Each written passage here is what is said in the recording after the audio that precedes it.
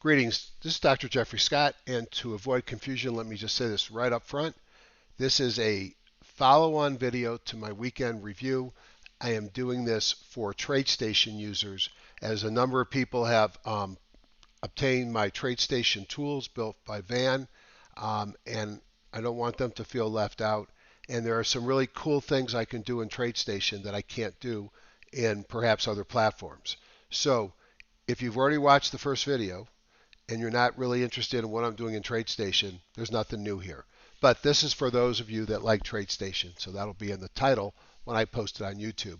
So I'm not going to do my complete video in the beginning of my market thoughts, but I wanted to put this in here just so that I'm in an indecision point. Will we hit new lows or new highs rather, or will we retest the recent lows from the little crash? This is the most important slide for me in this, which is the disclaimer. Everything I show you is for educational purposes only. Any recommendations are in the spirit of education and not investment advice. I'm not a doctor, not a broker. I am independent. No one pays me to say good things about them. I pay for the tools that I use, and trading involves risk, and you all are solely responsible. The other thing I want to tell you is I don't consider this a strategy, because a strategy would be where I take my buys, where I take my stops, my targets, when do I take money off. This is more a tool set to help me find attractive stocks that I like to look at, which we'll talk mostly in this session about pullbacks in uptrends. So that's it. I will also promote stocksanddocs.com. This will be a fully wealth charts presentation there that I try and do most days. Depends on my travel schedule. I still have a day job, and when I travel, sometimes it's hard to do this. So apologize that I don't do it every day. I kind of getting ready to retire, and then we'll see. So I want to start in Tradestation, and what I've melded together here are my tools that I use, that I've developed, but some of the tools that I use from other folks. And to me, when I marry Cigar Nandy's SuperiorProfit.co Q tools with my signals, I get a very short list of very actionable trades. And that's kind of what I wanted to show in this market review. I always look, no matter what platform, at where I'm at with the weekly timing model. And you can see on the weekly timing model in this 4 things. The 30-period WMA, which we are above slightly on the spiders, decidedly below on the Qs. We're still above on the diamonds and still above on the Russell. Since all 3 have been most recently in a buy, they stay in a buy until we get both a break below the WMA, which they don't have, and the bongo, my trending indicator, turns red.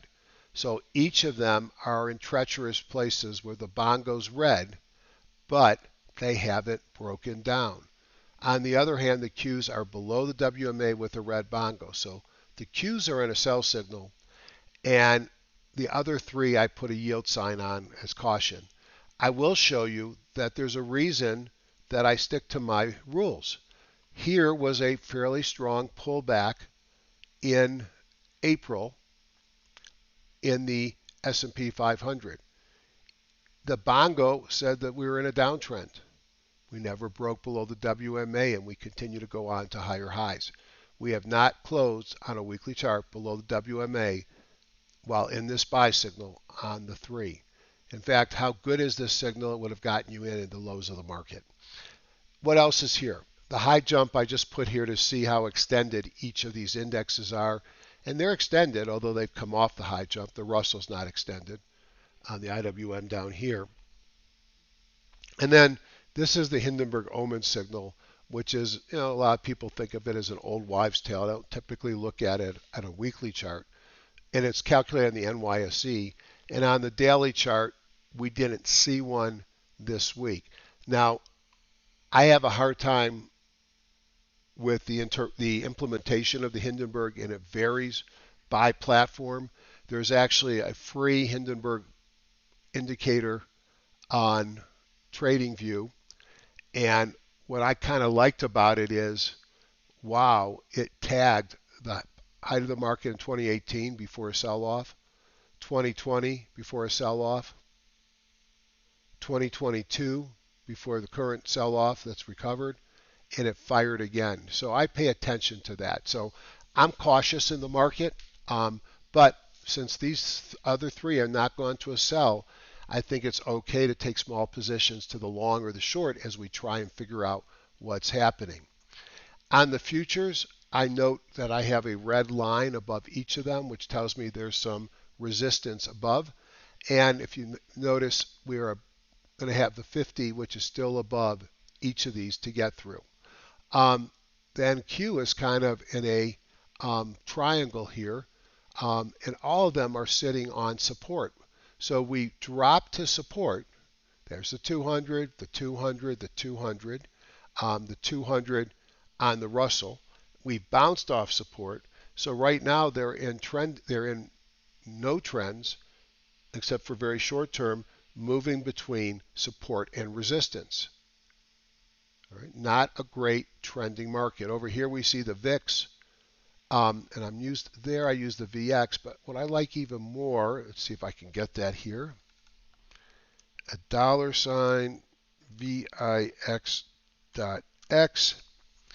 and that's an X, not a V. Let's change that.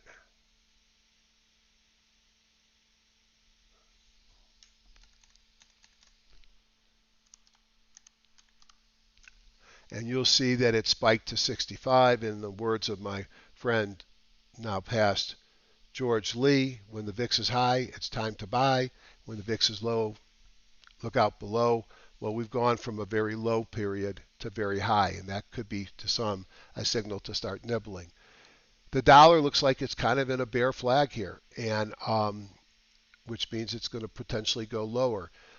It's well off the highs. It's got a resistance trend line there as well. Commodities, well, actually markets, that was futures. Not a big difference in the markets from the futures.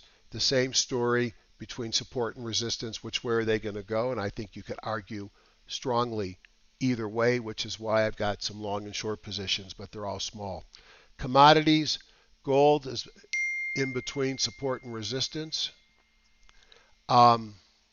Silver is selling off. Oil is making a nice recovery here, but well off its highs. Natural gas, not so much. And even though the 10-year has been up the last couple of sessions after the sell-off on Monday, see if this is, get the right day, and it was up on the week, I don't consider that a problem. In fact, perhaps it's a sign that maybe the economic outlook isn't as bad as people thought. And this is the 10-year, and this is the 30-year.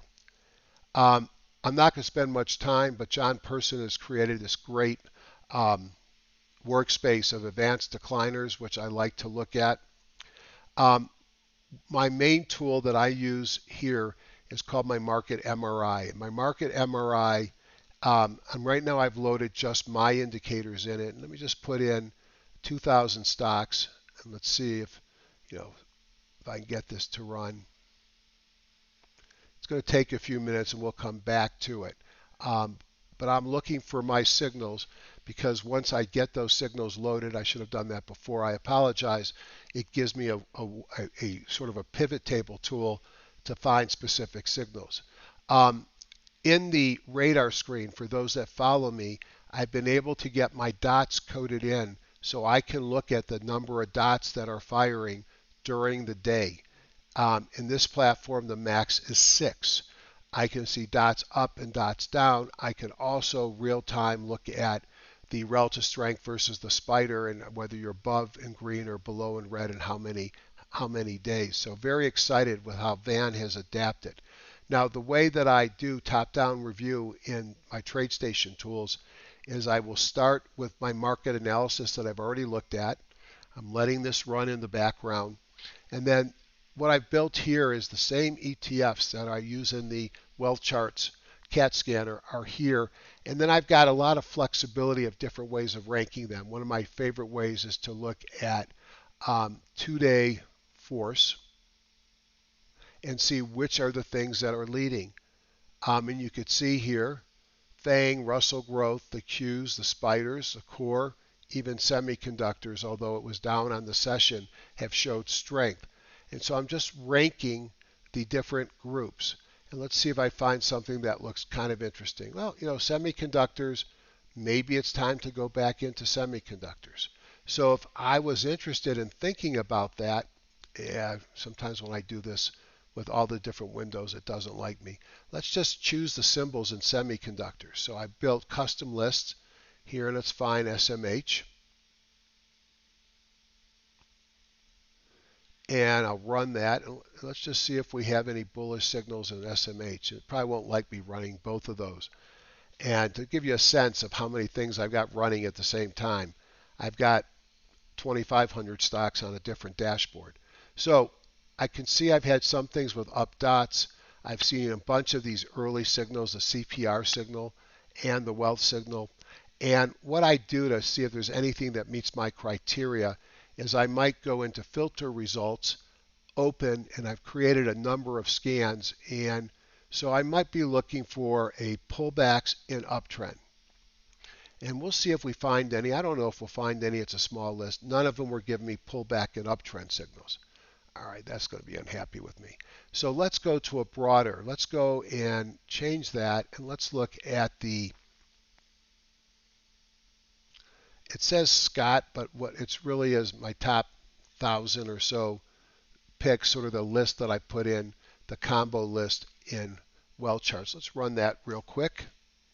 Well, nothing's real quick when I've got so many things going on my computer. Now, the Tradestation, just for those that are not familiar with it, this radar screen, I love radar screen. It updates throughout the day. It treats the current bar as closed, so you get daily signals intraday.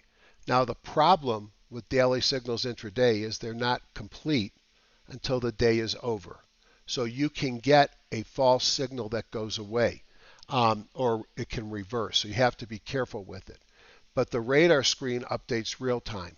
The scanner in Tradestation is incredibly effective, and it's one of my favorite tools. But on my daily signals, I don't get daily signals until end of day. And to run all these scans, it takes 2 hours. I just scanned all my scans on 920 stocks in the time the last 2 minutes. So now I've got a larger list of stocks here with lots of dots, and I can go into filter results, and I can do the same filter, which is open, pullbacks, and uptrend. Click on it, hit OK, and see what happens down here. Come on, did you do it? It may have already done it. These are the ones that are pullbacks and uptrends. And then I could start looking at the charts. Iovance, definitely, well, it's hard to see much of an uptrend, but there it is on the daily chart breaking out here. There's the dots. And I could work through, similar to the wealth charts platform and other implementations of my dots. It allows me to sort and look for specific patterns. If you have the package and you don't have these patterns, you just reach out to me and I'm happy to share with you the directory. The piece de resistance, turns out when I've been able to combine the Q edge signals, each of these a trading system in themselves, with mine. And let me show you what happens. So this is a radar screen that will update real time that have both the Q signals and my signals. And if you have the superiorprofit.co Q Elite package for Tradestation, then you can build this radar screen by yourself. Because if you have my stuff as well, you should have access to it. If you don't have access to the intraday dots, let me know. If you own my package, of course. But here is that scanner combining the two. And now watch what happens. Filter results, open, and now I can combine pullback and uptrend with a Q breakout. And this is my go-to. And watch, I don't have to look at 30 charts anymore. I've got 10, 12 charts, AGRO. All of them are going to look like this. Okay? They're all going to be pullbacks and uptrends, and I'd have to blow this thing up for you to see that at one point there was a pullback, an uptrend. I guess the uptrend is off this low. big pullback, but now it broke through resistance is what I'm picking up. So this one I passed on. There's too many resistance lines above. Akamai Technology, again, similar pattern, uptrend, pullback. Here's your dots in a breakout. ALDX is one that I think looks very interesting. It had a breakdown, but it's been an uptrend off these lows. Here's the pullback to support. This is Q memory, so I'm marrying my tools with the Q tools, and a breakout of resistance, automatically plotted resistance with my dots. Relative strength versus the spider.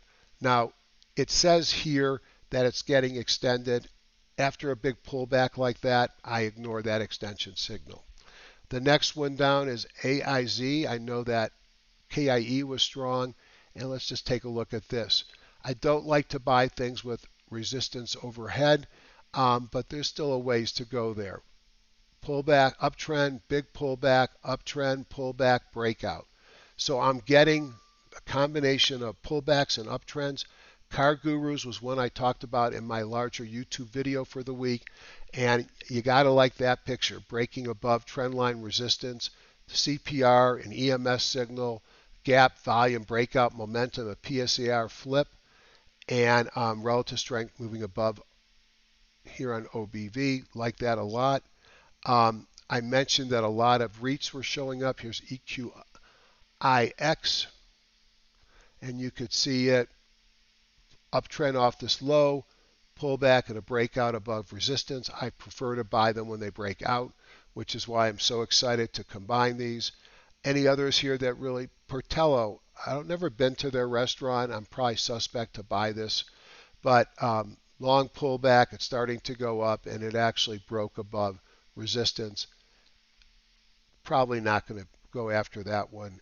And Sweet Greens was one that had a big move on earnings, and maybe it's too late trading back into these highs, but notice the breakout from the prior resistance line.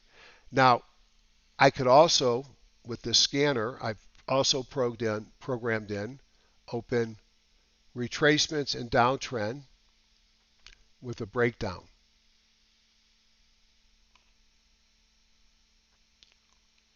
And come on. I may need to go back. Oh, I never closed it.